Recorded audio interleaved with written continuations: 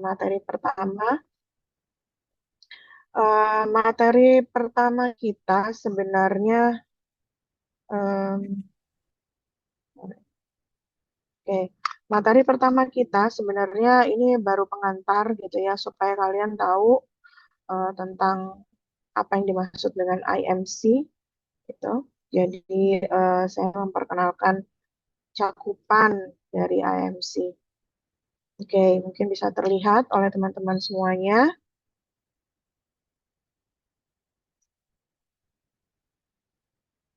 Oke, dan di chapter pertama sesuai dengan ebook saya udah share ya ke teman-teman ya. Sudah di-share belum? Sudah, Bu. Udah. Oke. Nah, ini adalah chapter pertama, gitu ya, an overview of integrated marketing communication. Artinya ini adalah gambaran umum. Seperti saya sampaikan bahwa ini pengantar, ini adalah dasar-dasar yang teman-teman harus ketahui tentang integrated marketing communication. Di pertemuan yang lalu, saya sudah sempat mengilustrasikan kira-kira cakupan IMC itu seperti apa. IMC itu basicnya adalah ketika teman-teman sudah memahami tentang manajemen pemasaran, memahami tentang bauran pemasaran khususnya pada bagian promotion, maka posisi IMC itu adalah jadi bagian di dalam eh, promotion itu sendiri, gitu ya. Jadi tentang bagaimana kita mengkomunikasikan sebuah brand melalui berbagai saluran yang ada, gitu ya. Karena kita mengenal banyak media, maka itulah yang disebut dengan aktivitas dari IMC itu sendiri, gitu ya. Dan di chapter ini, maka ada 3 learning objective atau tujuan pembelajaran yang ingin saya sampaikan kepada teman-teman untuk mengawali topik tentang gambaran umum IMC. Yang pertama adalah target saya, teman-teman bisa memahami apa itu marketing communication dan bagaimana atau mengenali tools-tools apa saja yang akan digunakan dalam aktivitas komunikasi pemasaran gitu atau markom, marketing communication gitu ya. Kemudian yang kedua adalah adanya diferensiasi antara beberapa eh, beberapa bagian, beberapa atribut yang ada di dalam marketing mix atau bauran pemasaran, kemudian pemasaran itu sendiri, komunikasi, dan marketing communication termasuk di dalamnya adalah bauran promosi, dan bagaimana itu kita integrasikan di dalam sebuah aktivitas IMC. Jadi kalau tadi saya sudah katakan bahwa dasar IMC itu adalah manajemen pemasaran, bauran pemasaran, kemudian bauran promosi yang ada jadi bagian di dalam bauran pemasaran dan aktivitas komunikasi pemasaran. Itu kita gabungkan, kita integrasikan gitu ya. Ketika semuanya dipadukan maka itulah IMC gitu ya. Kemudian yang ketiga adalah target saya adalah supaya teman-teman mengenali tentang aktivitas yang termasuk di dalam program IMC tersebut gitu ya. Jadi kalau kalian nanti ditempatkan pada divisi marketing communication gitu ya, maka kalian harus buat program IMC program. Ini adalah berbeda dengan misalkan aktivitas kalian sebagai marketer atau sebagai manajer pemasaran misalkan atau kalian sebagai sales. Maka IMC itu bukan aktivitas memasarkan secara langsung, bukan. Tapi IMC adalah tentang bagaimana teman-teman membuat program komunikasi gitu ya, komunikasi mengkomunikasikan brand melalui media-media yang ada.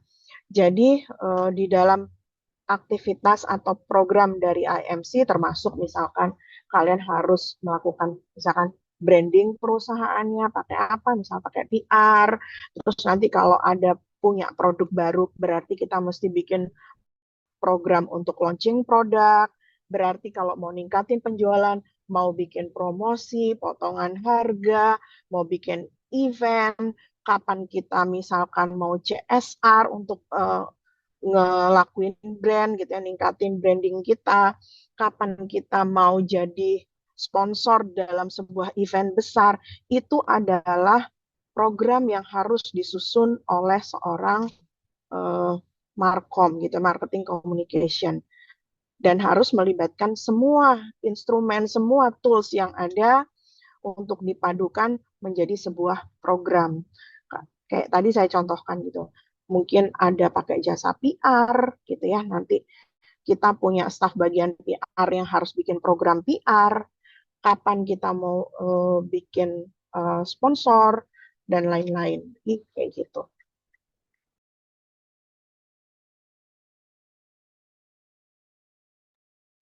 Oke, ini adalah learning objective kita.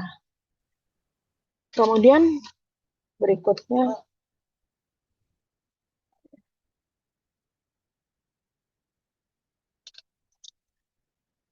oke, ini adalah general objective dari marketing communication gitu ya. Jadi kalau kita ngomongin marketing communication, maka tujuannya adalah menginformasikan kepada pelanggan tentang produk, tentang jasa, tentang aturan-aturan penjualan, prosedur penjualan seperti apa. Itu adalah bagian dari marketing communication.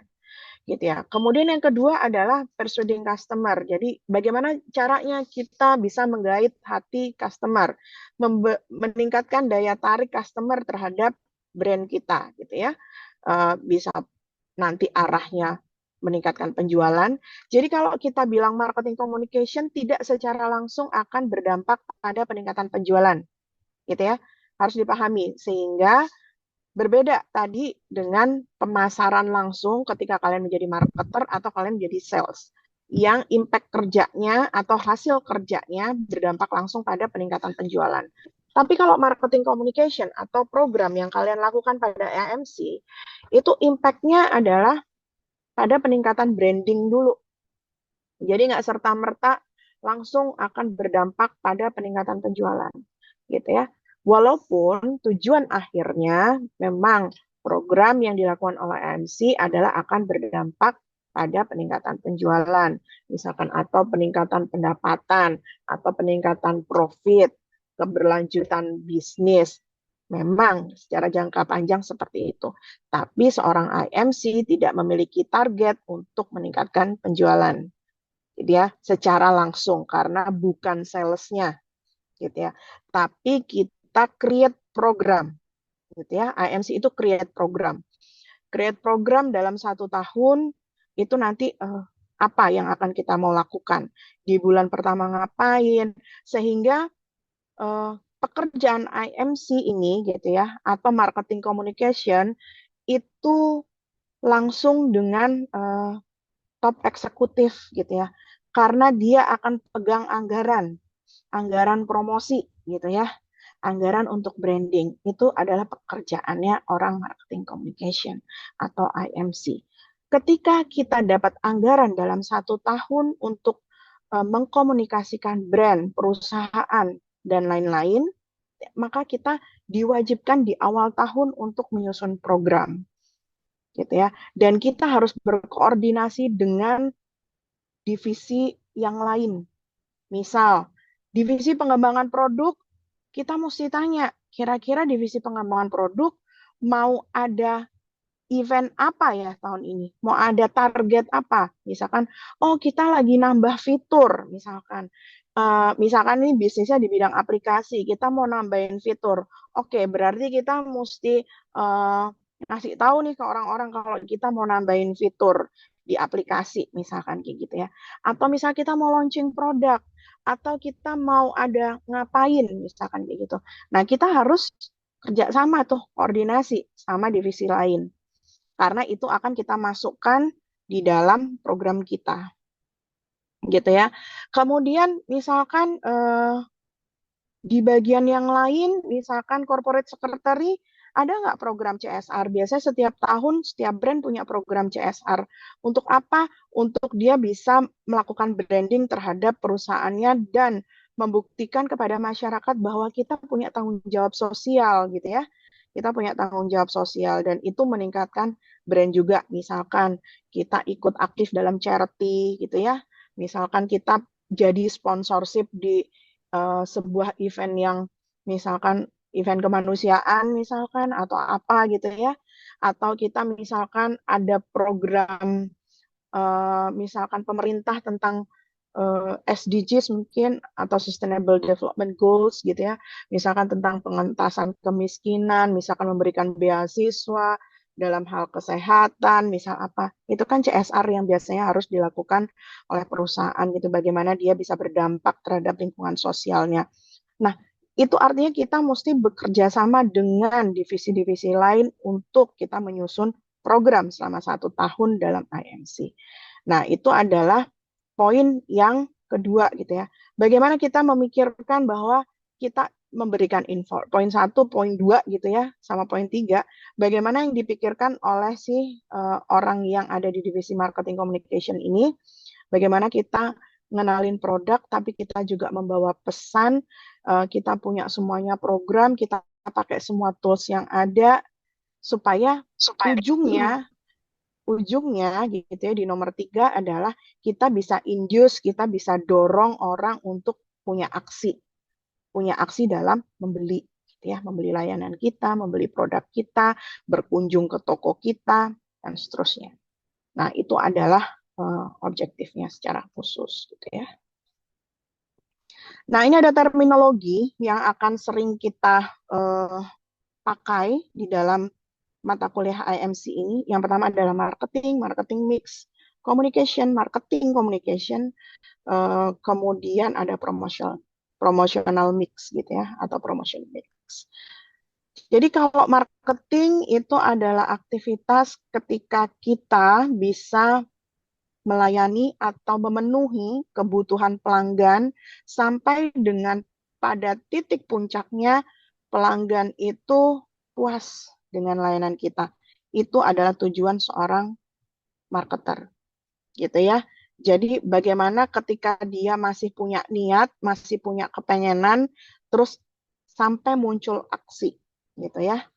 Jadi gimana caranya kita bikin orang kepengen, makanya kalau orang marketing kan begitu ya, gimana ngajakin orang mau dengerin yang kita ngomong gitu ya, mau baca brosur, mau ngeliat promosi yang kita buat di iklan. Nah, itu adalah kerjaannya orang marketing gitu ya.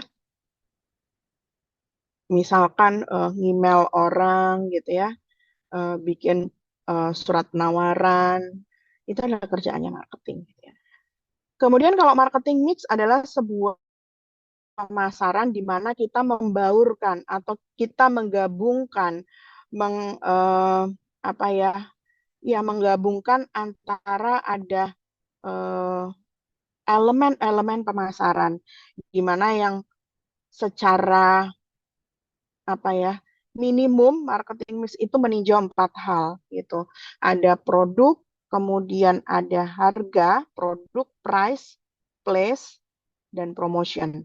Gitu ya, yang itu menjadi elemen penting ketika kita membuat strategi pemasaran. Gitu ya. Jadi ini saling terkait, kenapa disebut bauran gitu, karena ini saling terkait, saling terintegrasi. Ketika kita menginovasikan sebuah produk, ketika kita meningkatkan kualitas produk, meningkatkan pengalaman orang melalui jasa yang kita berikan, maka itu akan berdampak kepada harga. Begitu kita menambahkan value ke produknya, maka itu akan berdampak pada harga. Strategi harganya pasti berubah, gitu ya. Kemudian maka itu juga akan berdampak tentang strategi kita untuk menempatkan produk itu di place-nya. How to display the product, how to deliver the product to customer or services to customer. Nah, itu ada medianya mau pakai kayak gimana ya? Oh, oke, kalau harganya 10.000, maka saya ya majangnya biasa-biasa aja. Tapi tentunya berbeda ketika produknya harganya dikasih 50.000, maka value-nya akan lain produk ini. Maka cara promosinya akan beda. Maka displaynya pasti beda. Maka teman-teman bisa bedakan gitu ya. Barang murahan akan di-display biasa-biasa aja dibiarin gitu ya. Barang yang mahal itu mungkin ditaruh di display kaca yang bagus, kadang sampai diikat, digembok. Nah, kayak gitu ya. Kalau misalkan kalian ngelihat aja di supermarket gitu ya. Kalau susu murah dibiarin aja, kalau susu mahal dia pakai pengaman kayak gitu. Displaynya masih berbeda gitu. Jadi kenapa disebut bauran pemasaran? Karena itu akan saling terkait gitu ya. Nah, kemudian communication adalah proses bagaimana kita mengirimkan sebuah informasi gitu ya. Ada mengirimkan informasi dan ada pihak yang menerima informasi. Kemudian si penerima informasi akan memberikan feedback dan feedback itu akan diterima lagi oleh si pengirim informasi yang tadi. Gitu ya. Itulah adalah yang disebut komunikasi. Maka komunikasi sifatnya harus dua arah. Maka ketika kalian membuat program IMC, karena itu adalah Integrated Marketing Communication, komunikasi yang kita bangun, strateginya harus kita berupaya untuk mendapatkan feedback dari orang yang menerima informasi kita, gitu ya. Contoh, kadang orang cuma berpikir bahwa AMC ya sudah, misalkan contohnya saya mau bikin iklan, misalkan gitu. Program saya mau beriklan karena saya dengar dari divisi pengembangan produk, gitu ya, product development, dia mau launching produk, misalkan ada produk baru, ada varian baru, ada makanan toppingnya baru, misalkan apa. Oke, saya mau promosi. Nah, berarti orang markom mau buat nih, saya mau bikin berapa konten terkait tentang varian baru produk saya, kayak gitu. Kalau dia nggak punya target, ini adalah untuk mengkomunikasikan brand, maka yang dilakukan oleh uh, seorang communication marketer ini gitu ya, maka dia cuma sekedar ya sudah saya bikin konten, konten saya selesai, udah targetnya itu. Padahal yang nantinya ditanya sama bosnya gitu ya, bukan cuma sekedar dia menyelesaikan konten, tapi dia akan bertanya engagement dari konten itu seperti apa. Siapa yang ngelihat, berapa yang ngelihat, mereka komentar apa, ini apa. Nah itu, karena kita selalu mengharapkan ada feedback dari setiap konten yang disajikan. Komunikasi yang kita programkan itu dapat feedback dari orang gitu ya. Maka kita bisa membaca dari situ apakah strategi program yang kita lakukan di dalam kegiatan marketing communication ini akan berdampak secara jangka panjang terhadap misalkan peningkatan branding, peningkatan penjualan, dan seterusnya.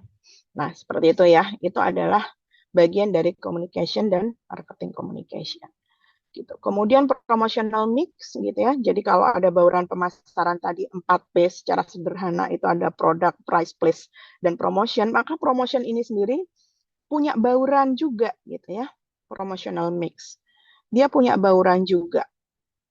Jadi ketika kita melakukan promosi, maka kita tidak bisa hanya menggunakan satu tools promosi saja gitu ya.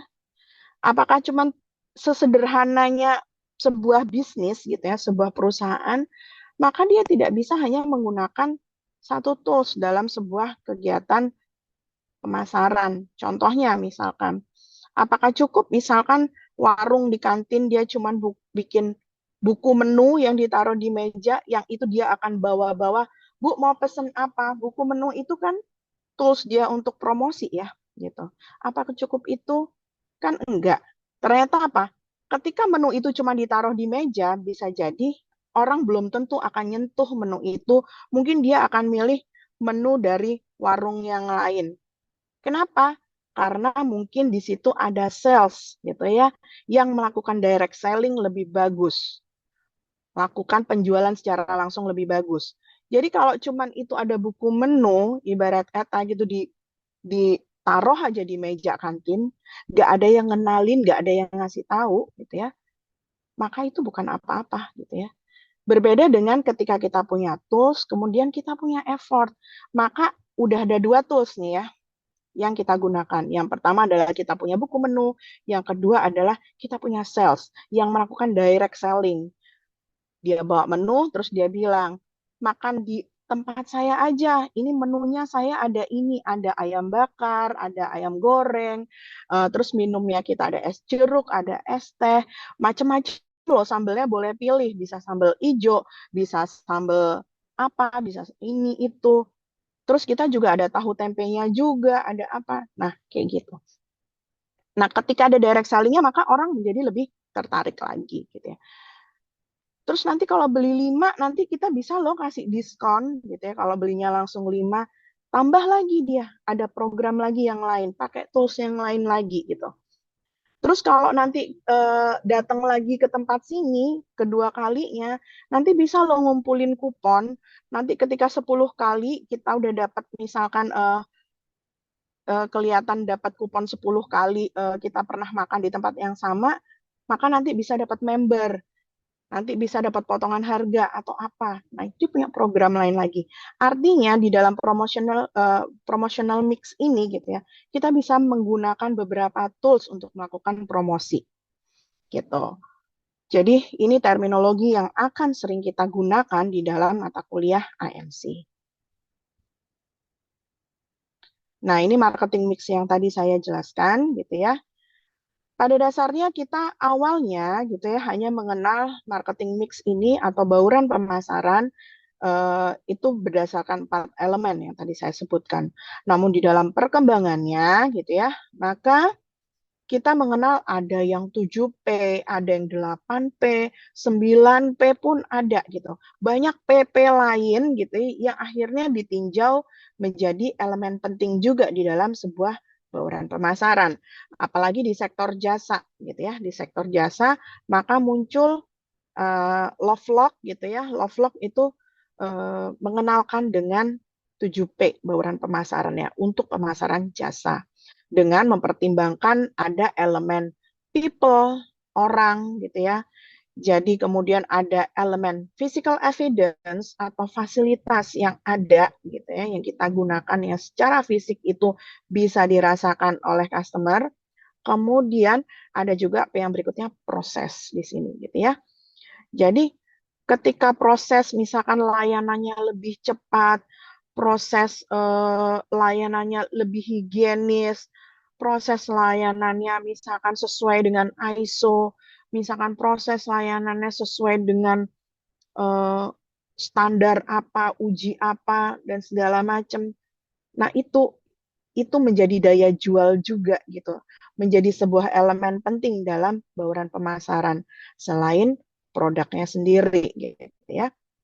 Jadi ketika kita ngomongin di sektor jasa gitu ya, maka ada tambahan setidaknya 3P ini. Gitu ya, ada people, physical evidence, kemudian proses gitu ya.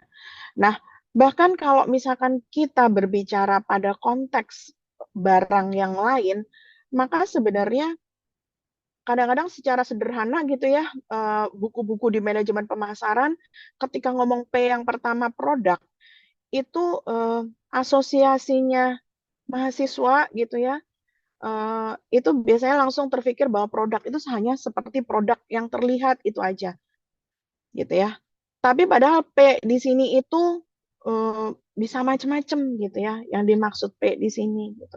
Nggak cuman core produknya gitu, yang dimaksud dengan P. Tapi termasuk packagingnya, termasuk shape dari produknya, termasuk size dari produknya, dan semua atribut yang menempel pada produk gitu ya. Sampai dengan misalkan garansi produk. Jadi kertas garansi gitu ya. Kalau kayak misalnya kita beli elektronik, itu adalah termasuk di produk gitu ya. Bahkan kalau misalkan produk digital, itu lain lagi gitu ya. Produk itu nggak cuman, kan produknya nggak bisa disentuh kalau misalkan dia jualannya aplikasi gitu. Dia jualannya software. Maka yang disebut produk itu ya nggak cuman softwarenya gitu ya, tapi misalkan layanannya, termasuk di dalamnya apakah dia meng-email atau dia memberikan notifikasi ketika harus di-upgrade misalkan. Nah, itu jadi produk ini bisa teman-teman definisikan atau telaah sebagai produk dalam satu kesatuan gitu ya. Pernak-perniknya dan segala atribut yang ada produk. Begitupun dengan harga. Bukan hanya harga nominal yang tertera atau yang kita tahu sebagai harga jual yang masuk di dalam elemen harga gitu ya. Tapi semuanya gitu ya. Di sini ada misalkan harga promosinya gitu ya, harga jualnya, sampai ketika ada strategi bundling gitu ya. Misalkan teman-teman tuh ngelihat ada di supermarket misalkan produk yang diplester jadi satu tuh. Misalkan ada produk launching, produk yang baru launching, terus dia punya tester atau dia punya apa ya produk mini lah, mini production gitu ya, kemudian ditempel sama produk yang kira-kira volume transaksinya tinggi gitu ya. Nah, biasanya ditempel. Itu namanya product bundling. Maka itu juga bagian dari strategi price gitu ya.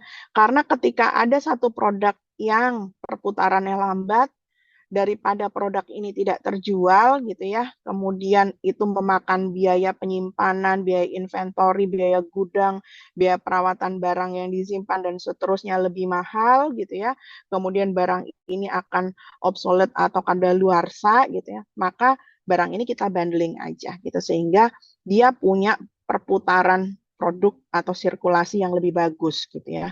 Nah, itu adalah strategi price juga. Karena apa? Orang jadi seneng gitu. Nggak apa-apa dapat harga lebih mahal dikit, tapi saya dapat bonus. Misalkan kita beli sampo, dapat free-nya conditioner misalkan, kayak gitu ya. Kita misalkan apa ya, beli minyak misalkan yang satu pabrik terus dia juga produksi kecap gitu misalkan, terus tiba-tiba ada ditempelin di lakban ada minyak sama free kecap misalkan kayak gitu. Nah, itu adalah strategi harga juga gitu ya, termasuk dengan place, promotion dan lain-lain tadi. Nah, jadi kita harus punya kerangka berpikir yang lebih luas dalam memandang bauran pemasaran gitu ya, teman-teman. Karena sudah pernah mendapatkan mata kuliah manajemen pemasaran sebelumnya, sudah pernah tahu tentang bauran pemasaran sebelumnya, maka saya mengharapkan teman-teman punya kerangka berpikir yang lebih luas dalam memandang bauran pemasaran, tidak cupet, tidak sempit, cuma ngelihat produk itu ya produk yang terlihat itu saja gitu, atau core produknya, price itu adalah harga yang tertera. Jadi kita diperluas gitu kerangkanya. Gitu ya. Nah, ini adalah tentang promotion mix gitu ya, macam-macam promotion mix.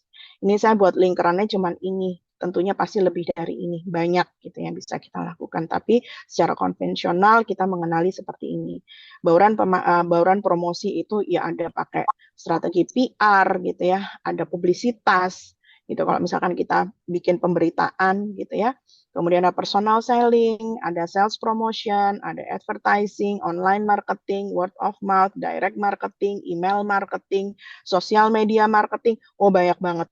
Bulat-bulatnya banyak banget gitu ya. Tapi secara konvensional mungkin ini. Nah, sekali lagi, kalau tadi bauran pemasaran saya meminta teman-teman untuk mengembangkan kerangka berpikirnya gitu ya, maka pun dengan promotion mix ini.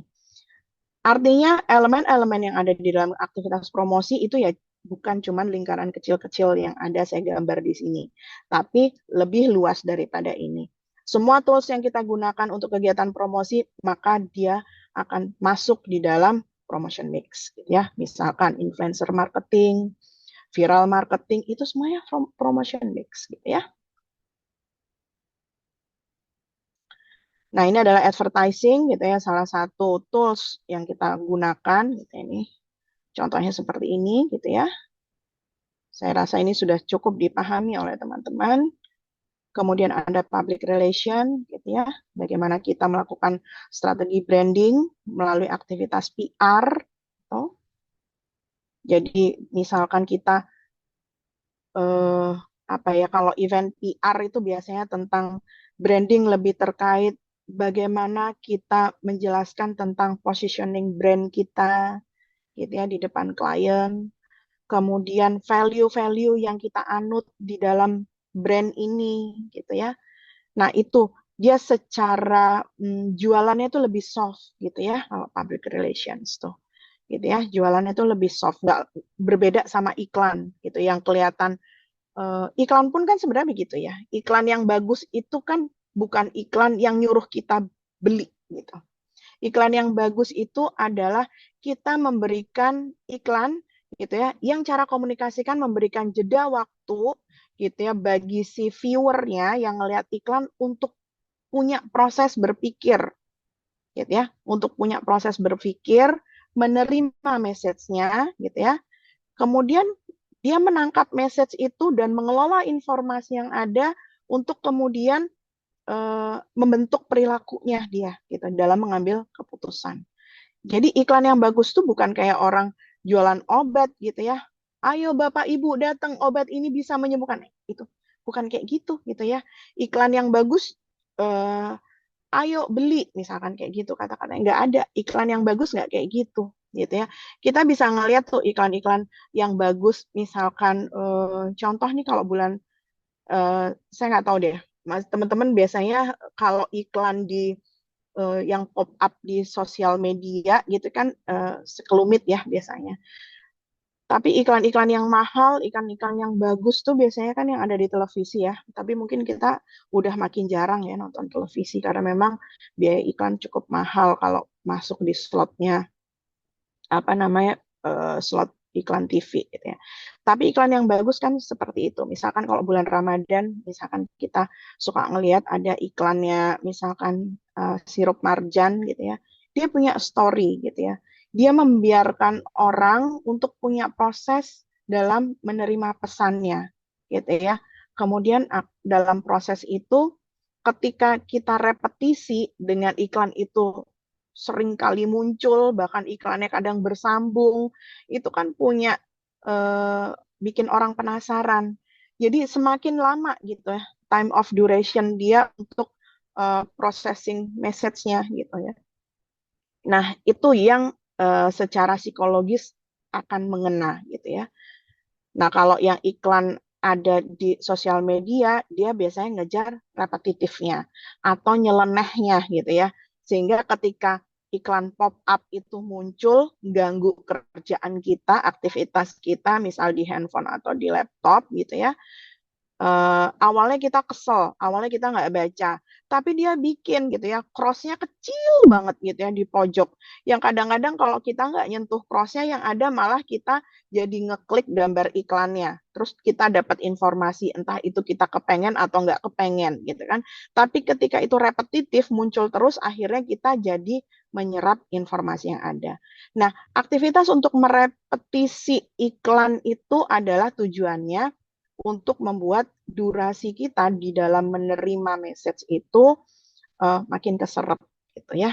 Nah, itu tuh kalau apa iklan tuh seperti itu. Nah, beda gitu ya kalau public relation dia lebih soft gitu melakukan brandingnya. Karena yang mau dia kenalkan biasanya adalah nilai-nilai gitu ya, value, culture gitu yang dianut oleh sebuah brand gitu. Itu yang diangkat di dalam aktivitas PR. Ini adalah sales promotion, gitu ya. Kemudian ada personal selling yang tadi saya contohkan ketika di kantin tadi, itu ya, personal selling atau direct selling yang dilakukan. Oke. Jadi kalau misalkan kita tujuan promosinya, medianya kita misalkan cuma buat pajangan, kita buat katalog gitu ya. Tapi kalau nggak ada personal sellingnya, kemungkinan orang akan melengos gitu ya. Tapi ketika ada personal selling gitu ya, contoh misalkan pameran mobil misalkan gitu ya. Kalau nggak ada personal selling, orang cuma lihat-lihat aja, terus didiemin, di situ ada meja buat orang ngambil brosur, brosurnya akan cuma dipakai kipas-kipas, brosurnya dilipat, temu tempat sampah dibuang. Tapi beda ketika ada personal selling yang handal di situ gitu ya, menjelaskan tentang produknya, mobilnya kayak apa, orang boleh buka pintunya, ngelihat interiornya, terus sama dia diceritain terus. Orang yang nggak minat juga jadi minat. Ketika terus-terusan repetitif, orang jadi punya rasa ingin tahu yang lebih gitu ya. Nah, kayak gitu itu pentingnya personal selling gitu. Kemudian ada direct marketing gitu ya. Oke, kemudian ada digital marketing dengan macam-macamnya digital marketing ya, bisa email marketing, sosial media marketing, viral marketing, pakai e-commerce, pakai marketplace dan seterusnya gitu ya. Kemudian ada word of mouth gitu ya. Nah, word of mouth ini juga berkembang. Kalau misalkan di gambar yang kiri ini adalah word of mouth konvensional gitu ya. Bahwa kita berharap orang itu membicarakan brand kita gitu ya, sehingga ketika satu orang tahu manfaat sebuah produk gitu, kemudian dia bisa menceritakan itu ke orang yang lain, dan seperti gambar yang di kanan gitu, dari satu orang yang tahu, bisa 3 orang yang tahu, bisa 15 orang yang tahu, bisa 50 orang yang tahu, dan seterusnya. Itu adalah kekuatan word of mouth gitu ya. Nah, kalau di sini digambarin bisik-bisik atau orang menceritakan brand, maka di dunia digital atau electronic word of mouth itu bisa menjadi hampir sama dengan viral marketing gitu ya. Jadi medianya bisa macam-macam. Contoh nih ya, teman-teman kalau mau belanja online mungkin akan ngeliat reviewnya dulu gitu ya. Gimana sih testimoni orang-orang? Nah, kira-kira ini udah di view berapa orang ya? Komen orang-orang kayak gimana ya? Nah, itu adalah word of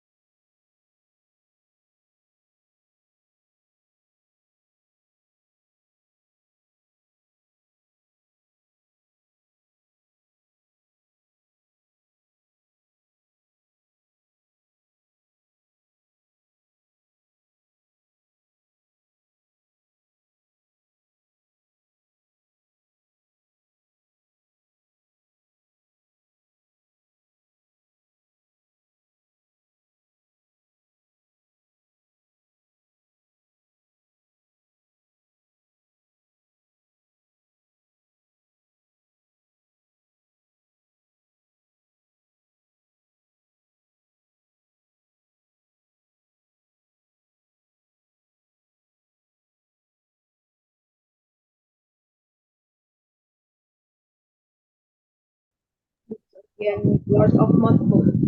Oke, di word of mouth ya, saya ulang lagi ya.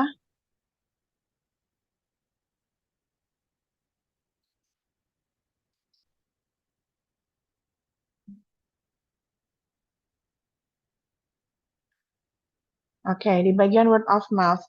Jadi kalau secara konvensional word of mouth kan terjadi ketika orang dari mulut ke mulut menyampaikan informasi atas kesan, atas pengalaman yang dia terima atas produk atau jasa gitu ya. Nah, di dalam dunia digital maka word of mouth ini kerangkanya diperluas gitu ya, menjadi hal-hal yang tidak hanya dari mulut ke mulut oleh orang yang kita kenal gitu ya. Karena di penelitian terdahulu awalnya gitu ya, eh, awalnya Aizen itu ya berpikir di dalam teori plan behavior, teori of plan behavior, menyebutkan di dalam norma subjektif bahwa yang memberikan pengaruh terhadap individu dalam mengambil keputusan itu biasanya adalah pendapat dari orang-orang terdekat gitu ya, seperti keluarga, misalkan orang tua, misalkan pasangan gitu ya. Gitu ya. Jadi sahabat dan seterusnya itu adalah orang-orang yang terdekat yang kita percaya gitu ya. Rekomendasinya bisa mempengaruhi perilaku kita gitu ya terhadap sesuatu gitu ya. Nah, Tapi di dalam dunia digital gitu ya, ternyata yang memberikan pengaruh terhadap perilaku kita tidak hanya orang-orang terdekat, bahkan nggak ada kaitannya ternyata orang terdekat eh, dengan keputusan pembelian kita. Gitu ya. Contoh tadi yang saya sampaikan di dalam dunia digital, dunia online. Apakah orang yang komen, memberikan testimoni, yang nge-like itu adalah orang yang kita kenal? Enggak ya, kita nggak sama sekali kita nggak tahu apakah dia buzzer gitu ya ibaratnya, apakah mereka memang dipekerjakan untuk memberikan komen positif gitu ya, apakah dia memang real consumer gitu, ya nggak tahu gitu ya, karena itu adalah orang yang sama sekali kita nggak kenal. Tapi itulah yang terjadi di dunia digital, maka itu disebut sebagai viral marketing. Bagaimana sebuah brand bisa membangun momentum gitu ya untuk memviralkan, untuk menyebarkan informasi gitu ya terkait dengan benefit sebuah brandnya gitu ya, atribut brandnya dan seterusnya. Artinya orang yang bisik-bisik di sini gitu ya, bukan selalu orang yang kita percaya atau orang yang terdekat sama kita ini, tapi bisik-bisiknya kan nggak langsung gitu ya. Ini di online tadi, seperti online rating. Orang yang ngasih online rating, misalnya ratusan orang, ribuan orang, kita nggak ada yang tahu ya, gitu ya. Nah, orang yang ngasih online review juga orang yang sama sekali kita nggak tahu. Tapi itu menjadi pertimbangan kita ketika kita mau beli barang dari toko online gitu ya. Kita percaya ternyata sama orang lain. Nah, itulah pergeseran pergeseran perilaku yang terjadi di orang yang dulu sama orang yang sekarang gitu ya. Makanya kalau teman-teman udah pegang gadget gitu ya, kemudian googling, kadang-kadang mencari informasi jadi kenapa bahaya banget ada hoax gitu ya dan segala macamnya gitu ya, karena untuk hal-hal tertentu yang apa ya yang penting di dalam hidup kita, kadang-kadang kita lebih percaya yang Google ngomong gitu kan daripada orang terdekat kita ngomong gitu. Jadi kita lebih banyak orang sotoy gitu akhirnya gitu, karena kita bisa mengakses informasi itu, entah yang benar nggak benar itu semua terakses oleh kita. Begitu mudahnya kita mendapatkan informasi bahkan dari orang yang kita nggak kenal sekalipun gitu, dan itu makanya jadi bahaya ketika ada penyimpangan informasi atau hoax gitu ya. Dulu orang nggak kenal hoax, sekarang ternyata di awal-awal ada apa namanya kita bisa akses informasi kan, kita nggak peduli ya itu hoax atau enggak gitu ya, yang penting kita bisa akses informasi. Orang kan masih maruk gitu ya pada zaman itu. Nah, sekarang ternyata yang disebut orang tahu atau punya literasi digital adalah ternyata bukan cuman orang yang bisa beli gadget, tahu pakai gadget, terus itu orang itu dibilang punya literasi digital yang bagus. Ternyata pengertian literasi digital tuh nggak seperti yang orang bilang bahwa dia mampu beli gadget, dia bisa pakai gadgetnya. Oh, saya punya literasi digital yang bagus. Enggak, gitu ya. Makanya kita bisa dikatakan bahwa orang Indonesia literasi digitalnya itu nggak bagus. Karena bukan perkara cuman bisa beli gadget, sama bisa pakai gadget. Terutama smartphone biasanya orang-orang. Padahal termasuk di dalamnya adalah ketika kita mampu beretika yang baik di dalam dunia digital, itu juga literasi digital. Ketika kita tetap punya empati di dalam dunia digital, itu literasi digital. Ketika kita mampu mempertanggungjawabkan apa yang kita lakukan di dunia digital, itu juga literasi digital. Gitu ya. Jadi literasi digital itu cakupannya bukan cuma sekedar bisa pakai gadget, termasuk juga bagaimana kita mengamankan gadget dan kita yang ada di dalamnya, data kita pribadi yang ada di dalam itu juga literasi digital. Dan rata-rata orang Indonesia belum punya literasi digital yang bagus karena nggak semua orang mampu mengantisipasi kebocoran data gitu ya. Misalkan ada handphone, ada WhatsApp, belum tentu semuanya pakai two-step verification.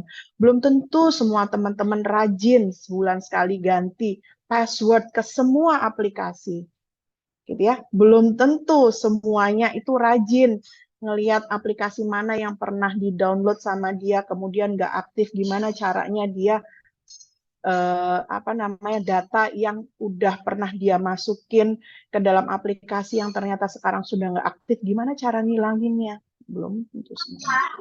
Gitu ya, kita agak melenceng ke literasi. Oh gitu ya, Tapi kalau tradisional mah. yes, oke mungkin bocor kali ya. Nah, itu ya kita agak melenceng dikit tentang literasi digital, tapi itu penting gitu ya. Penting artinya ketika teman-teman menjadi seorang AMC programmer gitu ya, menyusun program AMC, patut mengenali bagaimana perilaku customer-nya gitu ya, supaya nggak salah bikin program gitu.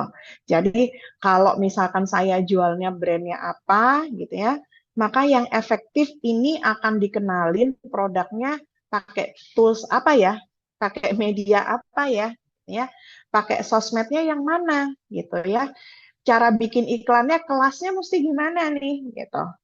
Ditujukannya ke siapa? Ke millennials kah? Ke ibu-ibu atau ke bapak-bapak atau ke orang tua, ke keluarga, ke anak remaja? Itu tentunya pendekatan iklannya kan berbeda-beda. Bikin programnya beda-beda gitu ya.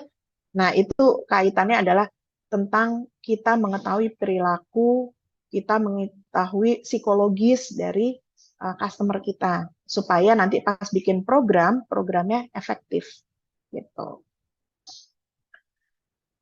Kemudian berikutnya adalah nah, di sini ada definisi gitu ya, integrated marketing communication. Setelah kita memahami banyak istilah gitu ya yang ada di dalam MC, maka kita bisa mendefinisikan IMC. Tentunya saya nggak akan nanya gitu ya di ujian saya tentang apa yang disebut integrated marketing communication, itu nggak akan terjadi gitu ya. Jadi intinya begitu ya. Ketika kita mengkoordinasikan semua elemen di dalam promotion mix gitu ya, kemudian kita melihat strategi bagaimana mengkomunikasikan itu gitu ya. Kemudian kita ya all the elements speak with one voice. Artinya memandang elemen-elemen yang terpisah tadi, media yang beda-beda, strategi yang macam-macam, tapi itu adalah sebuah kesatuan gitu ya. Itu yang dimaksud all the elements speak with one voice. Tujuannya sama, tujuannya satu ya. Tujuannya satu. Jadi ini adalah bukan cara kerja masing-masing. Maka yang menyusun programnya itu adalah orang marketing communication, gitu ya. Program 1 tahun, divisi apa saja dikoordinasikan, gitu ya, menjadi kesatuan program, gitu ya. Jadi, oh ada program nanti brand kita mau charity nih, brand kita mau kasih beasiswa, oh brand kita mau bikin kompetisi misalkan, tapi brand kita juga mau launching produk, gimana ya caranya ya kita merge gitu ya, kita kawinin lah program launching produk, terus kira-kira apa ya eventnya, nah karena kita melihat itu dalam satu kesatuan, ya. Oke. Kemudian ini media-media gitu ya. Tuh medianya kalau udah ngomongin digital, medianya langsung banyak gitu ya. Medianya langsung banyak kalau kita ngomongin digital. Jadi media di dalam dunia digital gitu ya. Kita ngomongnya kenapa saya ada konvensional, ada digital karena memang mau nggak mau kita dihadapkan di dua skema ini gitu ya. Konvensional itu hmm, marketing communication konvensional itu tetap ada, walaupun sekarang orang lebih banyak pakai yang digital, tapi tidak serta-merta hilang kan gitu ya. Ada hal-hal yang masih orang itu pengen ada pendekatan humanis gitu ya. Gitu. Kayak tadi misalkan pameran mobil tetap ada, artinya kan konvensional masih jalan ya gitu ya. Pameran mobil masih ada, pameran kria masih ada, teman-teman masih suka dilayanin oleh manusia, maka konvensional itu tetap ada, gitu ya. Walaupun kita juga nggak boleh meleng untuk nggak punya strategi komunikasi digital, gitu. Nah, kalau digital itu ternyata toolsnya banyak banget, gitu ya. Ada earn media atau media yang kita apa namanya kita keluarin dananya untuk media ini, gitu ya. Nah, kemudian ada own media gitu ya, atau media yang kita miliki sendiri. Ya, ada share media, media yang kita sharing sama orang lain, ya, sama publik. Kemudian ada paid media, media yang kita sewa, media yang kita bayar, gitu ya. Nah, biasanya ini media dari orang lain. Nah, contohnya ada apa aja nih teman-teman bisa ya nanti silakan dicermati sendiri-sendiri. Saya khawatir nggak cukup waktunya kalau ngejelasin satu-satu. Nih, kalau own media di sini ada ya, own media di sini ya. Ini bisa misalkan teman-teman punya website sendiri gitu ya. Ini ada publishing platform gitu ya, content curation, content distribution, ini distribution and promotion gitu ya. Kemudian di sini ada search engine optimization. Itu own media karena itu dikelola sendiri gitu ya, diupayakan sendiri. Tuh. Kemudian yang di sini earn media gitu ya, ada media relations gitu ya, influencer relations. Kita bayar influencer untuk uh, dia jadi media kita untuk mengkomunikasikan brand kita, ya. Investor relations gitu. Gitu. Jadi ini adalah earn media gitu. Jadi ketika kita punya market, kemudian investor juga punya market, ketika kita gabungin gitu ya, maka relasi-relasi investor kan juga akhirnya jadi relasi kita gitu ya.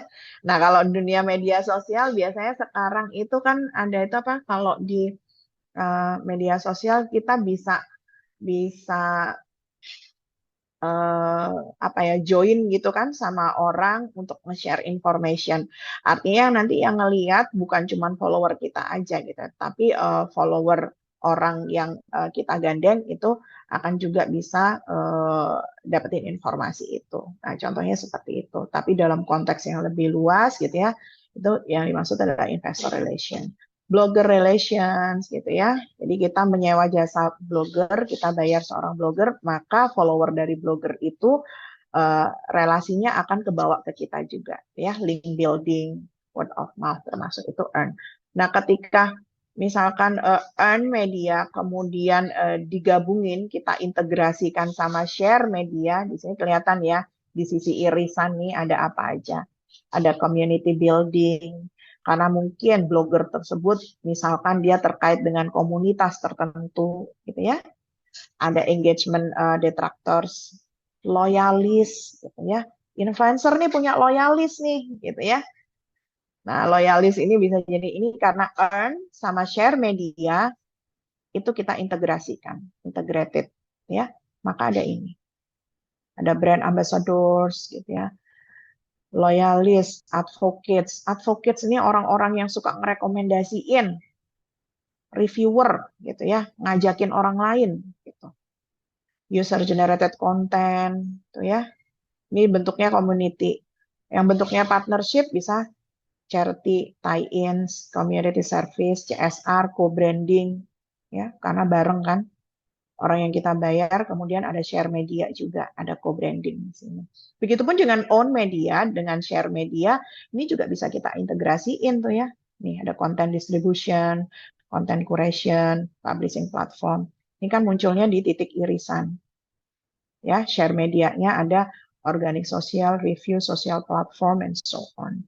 Ya, paid media nih contohnya apa? Paid media, social media advertising, gitu ya, boosted content, fan acquisition, lead generation, sponsor content, paid publishing. Nah, kemudian irisan antara paid sama own, ini juga ada kan, email marketing dan seterusnya, affiliate marketing. Karena biasanya di email marketing gitu kan kita pakai jasa pihak lain gitu ya, pakai jasa pihak lain untuk melakukan blasting email gitu ya. Nah, sama juga kayak misalkan ada apa itu namanya call center. Nah, call center itu biasanya juga bukan pegawai di dalam perusahaan itu gitu, tapi dia menggunakan jasa agensi untuk call center biasanya kayak gitu ya. Jadi yang kerja di call center tuh bukan pegawainya langsung gitu ya. Nah, contohnya seperti itu. Hmm, Dan seterusnya nanti ini bisa dicermati oleh teman-teman ya. Tentunya poin-poinnya nggak terbatas ini aja gitu ya. Sekali lagi ini sangat berkembang. Gitu. Kemudian ini fitur kunci gitu ya, key features of IMC gitu ya. Yang pertama ketika menyusun program gitu ya. Nah, yang saya tadi ingetin gitu ya, start with the customers. Pahami dulu customernya gitu ya. Customernya mau siapa? Balik lagi kan, kalau misalkan kita ngomongin di manajemen pemasaran, maka yang paling penting adalah kita tahu gitu ya, segmen pasar kita siapa, target pasar kita siapa. Kita mau bicara sama siapa sih gitu ya. Sama kalau saya mau ngajar tuh, saya akan cari tahu yang saya ajar prodi mana ya. Kira-kira latar belakangnya kayak gimana gitu ya. Perilakunya kayak apa. Tuh. Kalau saya jadi pembicara di luar juga saya pasti akan nanya tuh sama penyelenggaranya. Tamunya siapa ya nanti ya? Gitu ya. Karena saya akan menentukan saya pendekatannya mau kayak apa. Saya mau bercandanya kayak gimana gitu ya. Saya nyampe ini mesti kayak apa. Kalau anak muda ya udahlah saya bawa informal aja, saya bawa casual aja supaya anak muda eh, nyaman nerimanya. Terus kalau yang hadir misal pejabat tentunya dengan pendekatan yang berbeda kan. Artinya saya memahami gitu audiens saya siapa, target pasar saya siapa. So, the first one adalah start with the customer. Pahami, gitu ya. Pahami customer-nya siapa. Pahami perilakunya, pahami psikologisnya, gitu ya. Kemudian kedua adalah use any form of relevant contact of touch point, gitu ya. Jadi dipahami, gitu ya, relevan kontaknya siapa atau touch point-nya ada di mana. Itu tadi, memahami perilaku, memahami psikologisnya, gitu. Sehingga kita itu nyentuhnya di sisi yang mana gitu ya, tahu gitu cara mengkomunikasikannya dengan cara seperti apa gitu ya. Termasuk kalau misalkan kita bikin event mesti kayak gimana, iklannya mesti kayak apa, terus dikasih musik latarnya kayak gimana, gimmicknya mau apa gitu kan. Termasuk kita nanti kalau bikin program mau nyomot influencer atau mau nyomot brand ambassador, orangnya mesti kayak gimana ya yang punya daya tarik gitu ya ke customer saya gitu. Termasuk itu kan gitu ya yang jadi program kita. Kalau kita mau milih brand ambassador siapa yang cocok untuk brand ini ya? Eh, apa namanya segmen pasar saya siapa nih? Apakah segmen pasar saya kenal sama influencer ini? Kenal sama brand ambassador ini?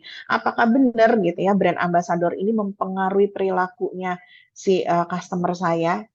Jangan-jangan kemudaan, jangan-jangan ketuaan, jangan-jangan kealayan gitu. Jadi kan itu mesti dilihat jangan dari kacamatanya kita, jangan cuma yang asal kita suka gitu ya, tapi yang disukai oleh customer kita gitu ya. Kemudian speak with single voice gitu ya. Artinya tadi memandang sebagai satu kesatuan, punya tujuan yang sama ya. Jadi ini dibalut dengan tujuan yang sama, strategi yang sama gitu. Walaupun toolsnya beda-beda. Kemudian kalau sudah langkah keempatnya adalah build relationship gitu ya. Kita bangun relasinya. Gimana caranya? Setelah kita bangun relasinya, eh, udah terbangun relasinya, terus gimana caranya relasi ini bisa eh, memenuhi target jangka panjang gitu ya, supaya dia loyal gitu. Jadi dia nggak pindah ke lain hati. Nah itu kan perlu repetitive effort gitu ya. Nah, gitu. Jadi perlu punya strategi yang berkelanjutan untuk build relationship in a long term gitu. Nah, maka kayak tadi langkah pertamanya narik penjual dulu. Langkah berikutnya kalau dia udah beli karena biasanya ya bahasa marketingnya ya kalau orang udah beli terus terima kasih udah mau beli terus kita kasih kupon nanti kupon ini bisa digunakan pada pembelian berikutnya. Oke ya. Jadi kalau ngasih kupon diskon jangan yang pembelian yang sekarang karena artinya ya udah dia cuma stop sampai sekarang.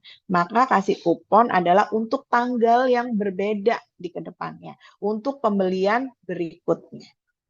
Sehingga dia punya rencana untuk membeli berikutnya. Sehingga relasinya nambah panjang.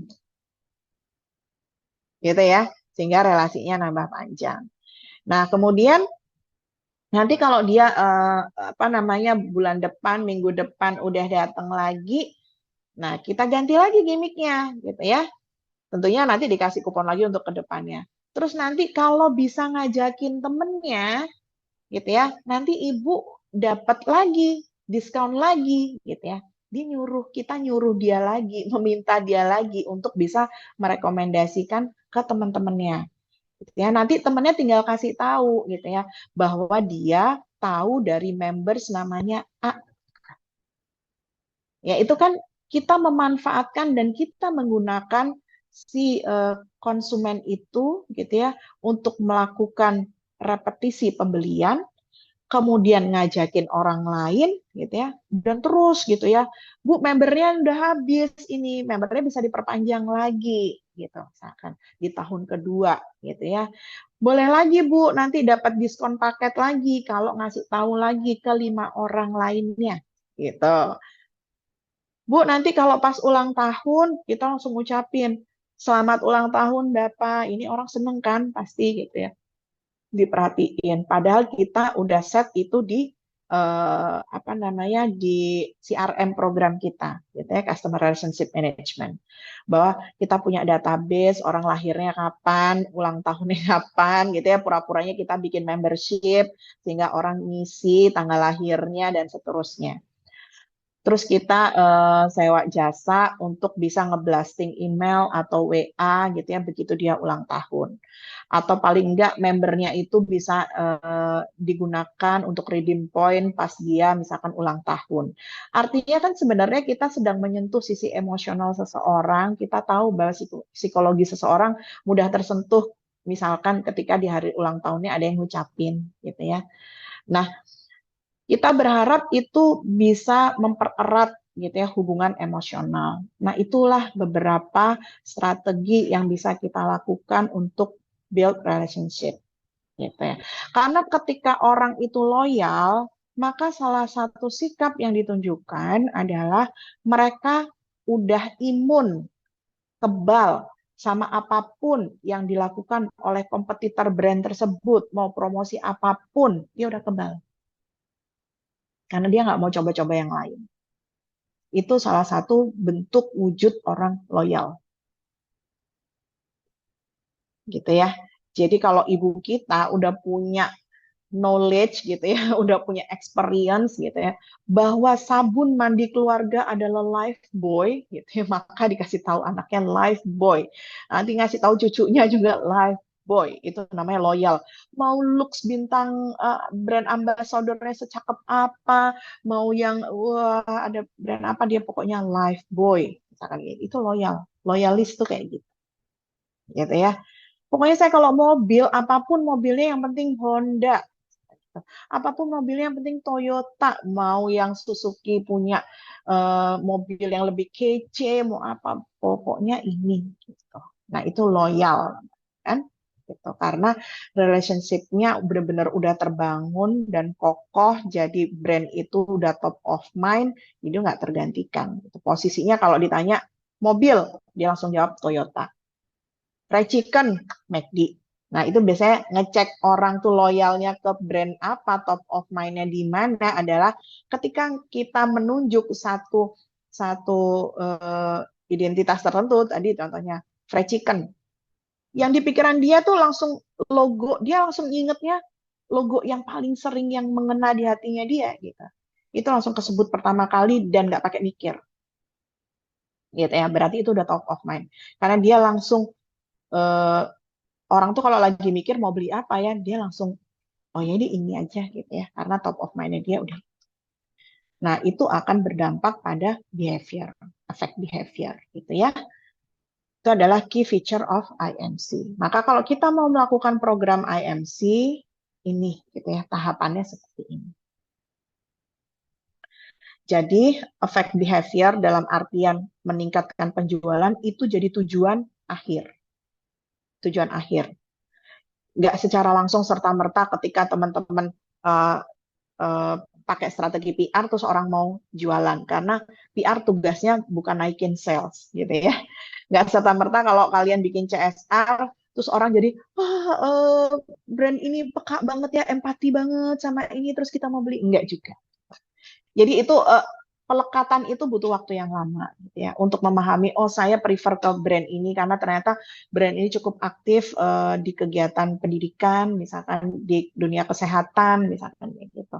Jadi itu perlu proses yang lama untuk orang tahu dan melekatkan itu gitu tuh, perlu waktu yang lama ya. Nah, kemudian ini marketing communication program, contohnya seperti ini gitu ya. Jadi pertama adalah fundamental decision-nya. Nah, ini yang tadi yang saya sampaikan, targeting, positioning. Target marketnya siapa gitu ya? Target audiensnya ini siapa nih? Position yang brand kita ada di mana gitu ya? Karena ini menentukan gitu ya, menentukan nanti anggaran, menentukan media yang dipakai gitu ya. Semuanya ini positioning. Setting objektifnya gitu ya, tujuannya apa? Nah, budgeting. Terakhir budgeting. Karena poin pertama targeting, positioning, setting objektif ini menentukan budgetnya berapa gitu ya. Dan ini adalah ujung tombaknya. Begitu kita tahu budgetingnya berapa, maka implementation decision-nya kita tahu, gitu ya. Kalau budgetnya sekian, oh berarti kita nggak bisa muluk-muluk pakai influencer yang ini, karena influencer yang ini harganya sekian. Oke, berarti kita downgrade ke sini. Yang penting masih sesuai sama target kita, gitu kan? Misalkan kayak gitu. Mixing elemennya, elemen yang mana yang perlu kita pakai? Gitu ya, tentunya tergantung budget, gitu ya, tergantung positioning, tergantung targetnya. Selecting media, establishing momentumnya, gitu ya. Ini adalah implementation decision. Jadi penjadwalannya mau kayak gimana dulu ya? Soft communication-nya di tanggal berapa? Event-nya apa? Gitu ya. Nanti puncaknya pas apa? Gitu ya. Contohnya kayak gitu. Nah, kemudian sebelum kita ke implementation decision, kita ngelihat dari fundamental decision sama program evaluation ini adalah program evaluasi yang lalu, gitu ya, yang tahun sebelumnya. Gitu ya. Kita pasti punya data tahun sebelumnya, gitu. Tahun sebelumnya program yang nggak efektif yang mana ya, gitu ya. Maka ya udah jangan pakai itu lagi, gitu ya. Kita exclude, kita cari program lain yang efektif gitu ya. Maka kita harus dapat nih eh, capaian tahun lalu kayak gimana gitu ya. Implementasi program yang tahun lalu kayak apa, terus kita evaluasi. Maka itu jadi koreksi untuk implementation decision. Selain kita juga punya fundamental decision, ada yang berubah nggak ini gitu ya. Misal budget tahun lalu 1 miliar, sekarang cuma 800 juta, oh, berarti beda dong gitu ya. Atau tahun lalu targetnya 1 miliar, sekarang 2 miliar, maka juga berbeda gitu ya. Jadi tinjauannya ada dua, evaluasi tahun lalu sama fundamental decision di tahun ini. Nah, fundamental decision tahun ini kan biasanya ini keputusan dari eksekutif gitu ya, dari CEO misalkan kayak gitu ya. Targetnya mau apa, positioning brand kita mau kayak gimana, setting objektifnya kayak apa, budgetingnya berapa. Maka kita yang ngeset di sini, ini adalah kerjaannya implementation decision, bikin program, ini ada kerjaannya si Markom, gitu ya, Markom program. Tapi ini jadi baseline-nya, gitu. Evaluasi juga jadi landasannya. Nah, kemudian kalau udah dari implementation decision ini, keluarlah outcomes-nya, gitu ya. Nah, keluarlah outcomes-nya dari kita bikin program, ini luarannya atau outcomes-nya mau apa nih, gitu ya. Mau misalkan kita jadi punya mitra, misalkan kita punya influencer, kita punya brand ambassador gitu ya, misalkan influencer ini kapasitinya berapa banyak sih dia bisa capture market, brand ambassador ini juga kapasitasnya dia seperti apa sih dia bisa capture market. Kalau kita pakai email marketing kira-kira semampu apa sih kita blasting email gitu ya. Kemudian dari email yang udah kita blasting, berapa ya yang akan ngasih feedback, misalkan kayak gitu kan. Kalau misalkan kita post advertising gitu ya, iklan, kira-kira berapa viewernya gitu ya. Nah, termasuk berapa viewer, berapa lama orang akan apa namanya nonton iklannya, gitu kan. Iklan kita ratingnya masuknya kayak apa sih gitu. Nah, itu adalah outcomes gitu ya. Untuk kita ngukur kinerja dari program yang kita buat. Nah, kalau udah dari outcomes ini, maka impact-nya ada dua gitu ya. Yang pertama adalah peningkatan brand equity. Apa aja brand equity itu? Ada brand image, brand credibility, brand personality, apapun yang masuk di brand identity gitu ya. Gimana caranya kita ningkatin brand equity kita? Ya. Jadi seberapa meningkat sih dari markom program yang kita buat itu meningkatkan brand image-nya gitu ya. Image brand kita jadi kayak gimana kan ya? Pelekatannya kayak apa? Karena kan puncaknya brand image itu ya tadi gitu ya. Kalau orang udah sampai brand kita jadi top of mind gitu ya, maka itu puncaknya brand image. Nah, kemudian ketika image-nya sudah bagus, maka itulah baru ada affecting behavior. Ada affecting behavior artinya ini merujuk pada tingkat penjualan, ya, tingkat penjualan meningkat atau tidak. Nah, tingkat penjualan jadi indikator apakah program yang lalu hasil evaluasinya ini ya efektif atau tidak. Programnya optimal enggak, efektif enggak. Maka diukur dari tingkat penjualan. Dan terus ini siklusnya kan seperti ini terus gitu ya. Ke tahun depannya begitu lagi gitu ya. Nah, dari program yang kita lakukan salesnya naik enggak gitu ya. Gimana nih outcome programnya? Oke enggak? Nah, itu ya. Jadi ini sebuah siklus dari Markom program. Nah, berikutnya adalah Markom implementation decision gitu ya. Jadi ini kegiatannya tentang mixing elements, creating message, selecting media, establishing momentum.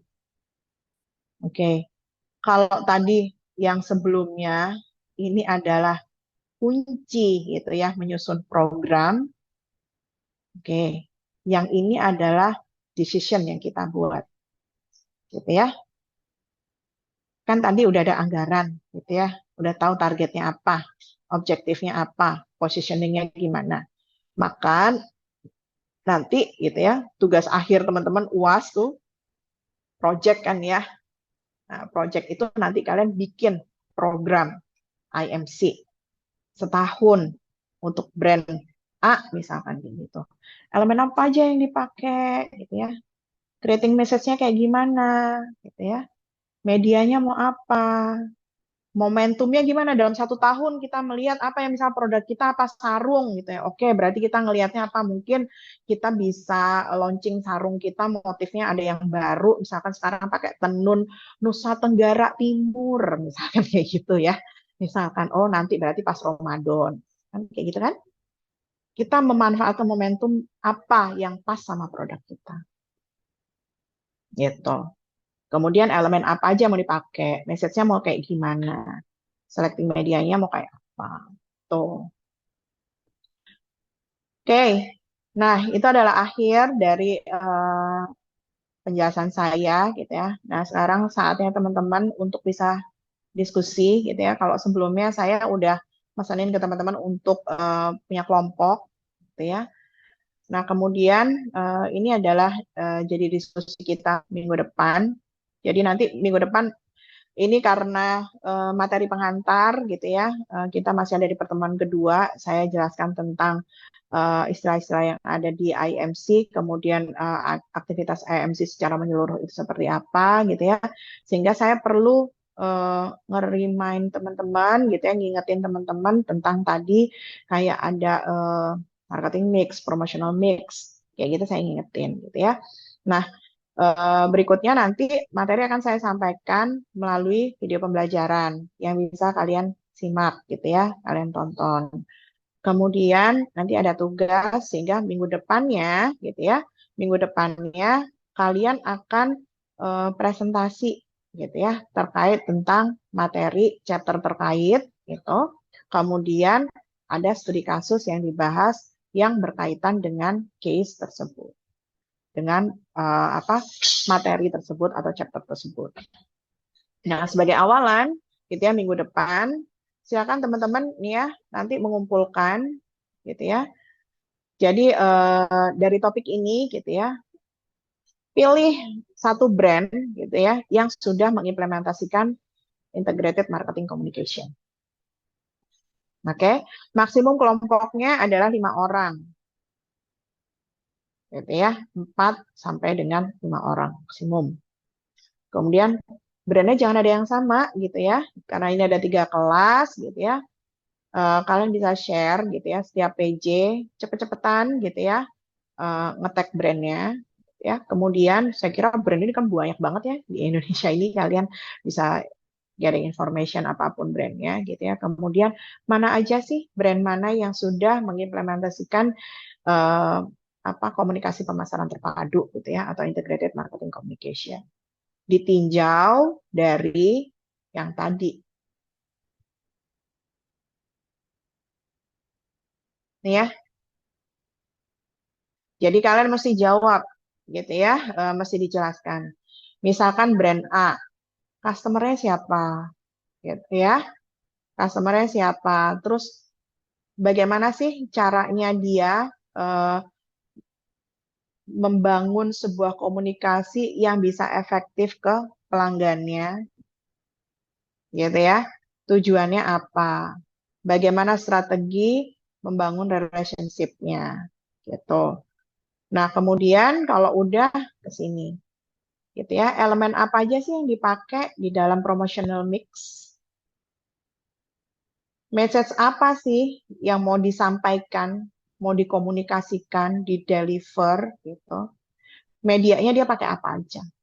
Dia establishing momentumnya bagaimana? Oke? Mengenai tugas ini bisa dipahami oleh teman-teman?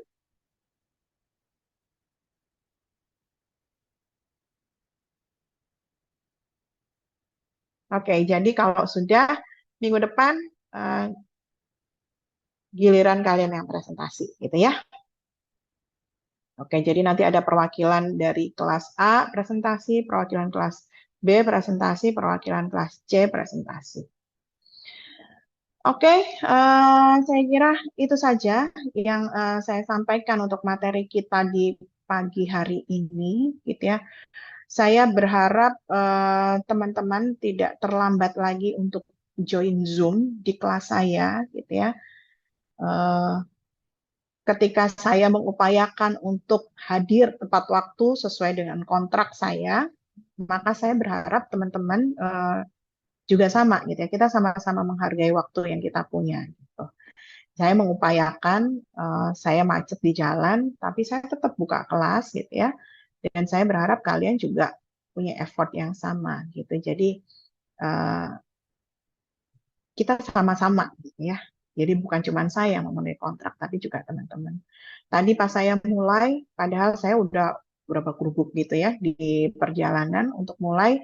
Di sini yang hadir baru 70 gitu ya. Jadi saya nggak tahu nih sisanya joinnya kapan gitu ya. Jadi saya harap nggak kayak gitu lagi, nggak terulang lagi gitu ya. Kita sama-sama saling menghargai saja. Oke, silakan jika dari paparan saya sekilas tentang gambaran umum IMC ada yang belum jelas, boleh silakan ditanyakan.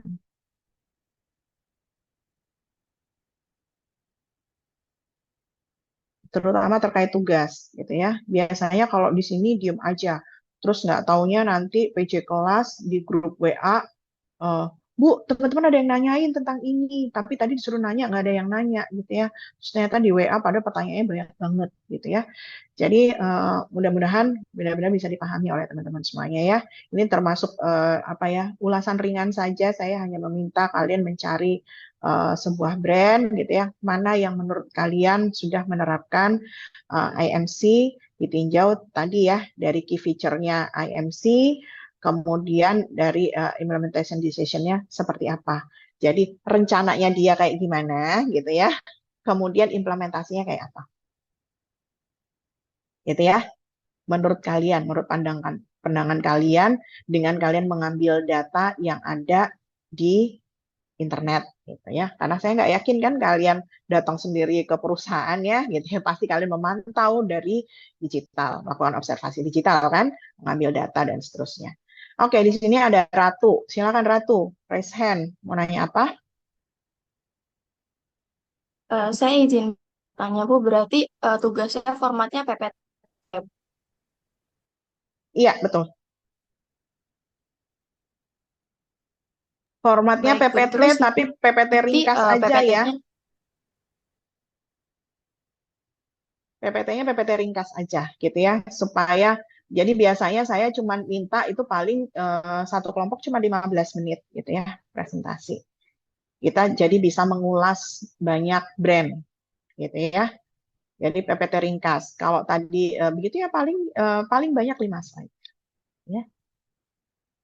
Oke. lalu PPT-nya ini harus dikumpulkan sebelum presentasi atau langsung presentasi aja? Sebelum presentasi gitu ya. Jadi nanti saya biasanya PJ itu nanti PJ gabungan, nanti silakan dibikin foldernya gitu ya, kelas A, kelas B, kelas C.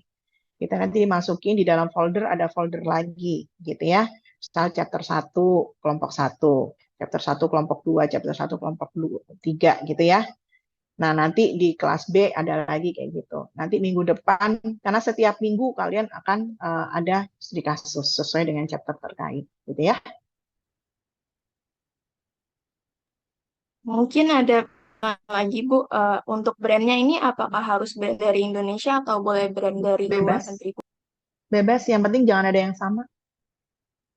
3 kelas jangan ada yang sama, ya. Baik Bu, terima kasih. Oke, silakan berkoordinasi antara kelas A, B, C, brandnya jangan ada yang sama. Oke, oke. Ada yang mau ditanyakan lagi?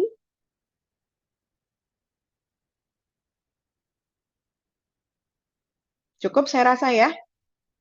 Oke, kalau begitu saya bisa akhiri pertemuan hari ini. Insya Allah 2 SKS sudah terlaksana hari ini. 1 SKS-nya adalah kalian harus selesaikan dalam tugas mandiri secara terstruktur gitu, dengan kelompoknya untuk bisa lebih memahami materi yang saya sampaikan.